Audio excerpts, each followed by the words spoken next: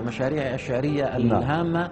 لكن هنا أريد أن أشكر حقيقة من بذل جهدا نقديا كبيرا في تسليط الضوء على عرار، وإن كانت التجربة ناقصة. الدكتور خالد الكركي من الذين كتبوا عن عرار. الدكتور زياد الزعبي أوجه له التحية، وهو من الذين كتبوا عن عرار وباستفاضة. ولكن لحد الآن ليس هنالك مشروع نقدي متكامل عن عرار. ضيفنا وصاحب البيت في هذا اللقاء والذي تشرفنا به الدكتور إبراهيم الوحش، له الآن مشروع سيرى النور قريبا عن عرار، هو مشروع نقدي أظنه متكاملا. نعم، نسمع لو سمحت. أيضا لي أكثر من نص عن عرار، قرأتها على قبره دائما. أقرأها على قبره في إربد في بيت عرار. من هذا النص بعنوان عرار المصطفى. طبعا اسمه مصطفى، لكن فلنقل عرار المصطفى بكل إيحاءات هذه التسمية. مفهوم. جميعهم قد اختار الفرار، ووحدك قد بقيت هنا عرارا. وما الأسماء تمنحنا حياة، ولكن نحن نجعلها كبارا. وكنت ولم تزل حتى كأني أرى كفيك تبتكر النهار، وينمو من تراب القبر صبح به ليلي تعلق واستجار. عبرت جدارك البعدية بعدا، ونحن حياتنا صارت جدارا. أتيتك جائعا للموت، خذني إلى دنياك أكتشف المدار. تقاصر سقفنا حتى انحنينا، وأنت رفعته حتى توارى. فإن ردت عيون خاسئات فعذرا، طول مجدك لا يجارى. قطعت العمر كالأفلاك تجري بغير هدى، وتحترف الدوار. خرجت على القشور فكنت نونا بكاف الكون تنصهر صهارا. خلقت عواصما من طين وجد، وكنت لها إذا نفيت ديارا. خلقت عواصما من طين وجد، وكنت لها إذا نفيت ديارا. فيا قلبا ينام بصدر طير، به مدن أوت وحوى بحارا. طويت الكون في رؤياك حتى غدت رؤياك للدنيا شعارا. سكرت ويأخذون عليه سكره، سكرت وليت سكرك ليس يصحو.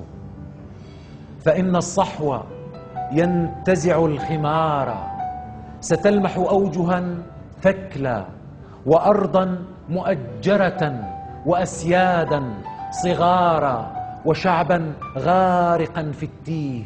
حتى على منفاه قد ضربوا حصارا، وجاءوا بالبلاد من المنافي، وغاب نخيل حبك والعذارى. بأعيننا حرسنا الحب، لكن زرعناه وهم قطفوا الثمار. 8 من الآلاف عمري تحكم فيه حكام أجارا. فإذ بالشام يغصبها بغي، وشهد فراتها يمسي مرارا. فليتك لم تعش لترى زمانا تصير به جنان الخلد.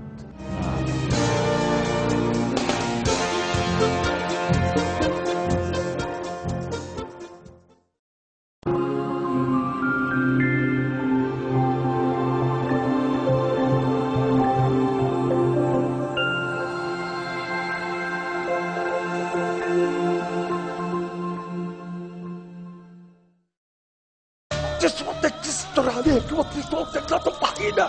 بس يكون بمعلومة انه ورقتك قربت تفر بالحار وعلى يدي.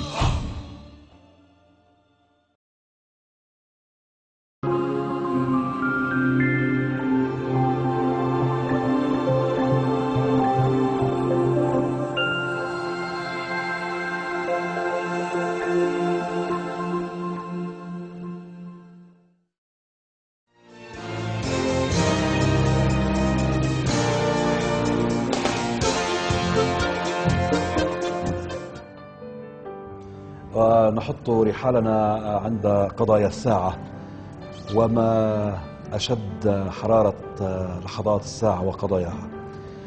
أستاذ ياسر، يعني مجموعة من القضايا رح نطرحها، وطبعا أبرز هذه القضايا سوريا اليوم، سوريا وما تعانيه، سوريا وما تطمح إليه، سوريا بين الحاضر والمستقبل. أنت كشاعر وكإنسان على تماس شديد القرب والدقة من ما يحصل في سوريا، كيف تنظر إلى حاضر سوريا ومستقبلها؟ الحاضر الآن أكثر من مؤلم، نعم، أكثر من جارح. يوميا، وهذا أمر لا يخفى على أحد، نعم، يسقط الشهداء، يسيل الدم، يصعد الشهداء، يوميا يسيل الدم، يوميا سجون تفتح، يوميا يحل الرصاص محل الياسمين الدمشقي، يسقط الأطفال كما تسقط أوراق الشجر في هذا الأيلول الكئيب.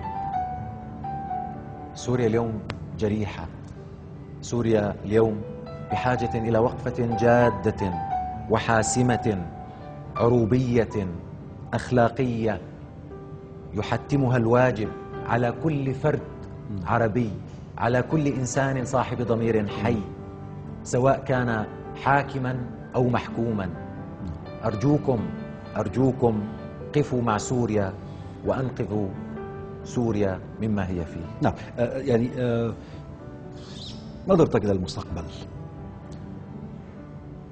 الحراك الذي بدأ في سوريا واستمر وتصاعد هو مستمر، نعم، ولا رجعة فيه. نعم، يعني برأيك أنه ما يحصل اليوم، ولكن طبعا يعني كي نحيط الموضوع من كافة جوانبه، هناك وعود بالإصلاحات، وعود بتحقيق مطالب ومآرب وأهداف الشعب. هل هناك مثلا إمكانية لتحقيق هذه الإصلاحات برأيك، أم وصلنا إلى طريق اللا عودة في مسيرة هذا الشعب؟ سؤال جدا جدا مهم يطرح على السياسيين في كثير من الفضائيات. نعم. لن أجيب جوابا سياسيا كلاسيكيا. نعم. الإصلاحات الموعودة نعم. تقول بأنها ستعيد للشعب السوري كرامته، ستعيد لي كرامتي. من أعطاك الحق كائنا من كنت بأن تسلبني كرامتي؟ ووعدك هذا بأن تعيد كرامتي هو اعتراف مباشر منك بأنك سلبتني كرامتي. فلا تصالح معك ولا رجعة إلى الوراء، وزمن الإصلاح ولا وانتهى. نعم.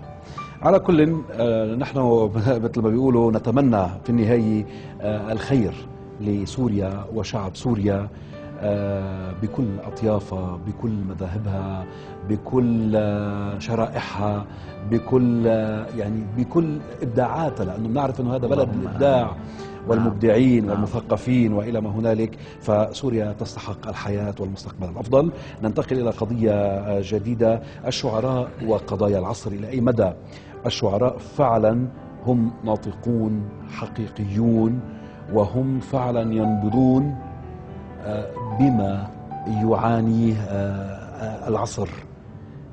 فعلا هم ناطقون بلسان هذا العصر؟ صديقي، فلنفرق هنا. نعم. أستاذ وسام، من موقعك الإبداعي يعني أحدثك وأخاطبك.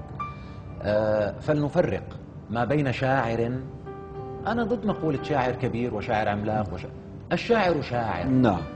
ما بين شاعر وما بين نظام أو مدع. نعم. وما أكثرهم. نعم. وما أكثرهم. أنا سأتحدث عن الشاعر وهو من يعنيني. الشاعر نعم هو لسان حال وجدان أمته. نعم.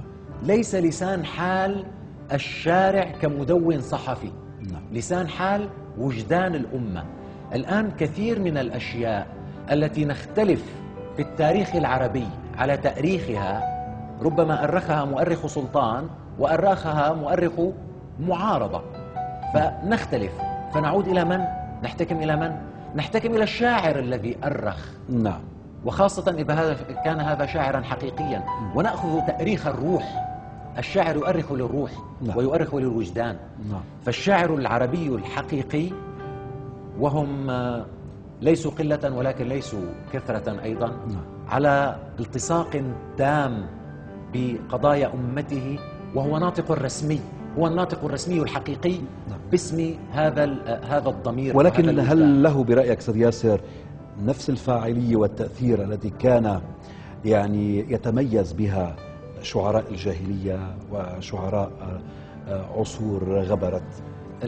من حيث الفاعلية نعم، ولكن المسألة الآن أن تتحدث عن شاعر الجاهلية أو ما بعده، حتى عصر ما قبل التقانة. نعم. كان الشاعر هو لسان حال القبيلة. نعم. وزير الإعلام. نعم. كان حقيقة وزير الإعلام.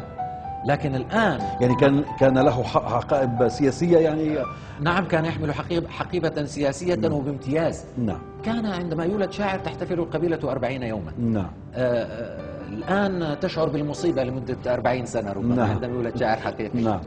يعني تتنبأ له بالمستقبل لأنه سيكون مشاغبا يعني بالتأكيد. الشاعر وأضف إلى ذلك إلى أنه سيكون يعني ضحية الحرمان والمعاناة والفقر والعوز والحاجة وإلى ما هنالك. تمام. للأسف الشديد.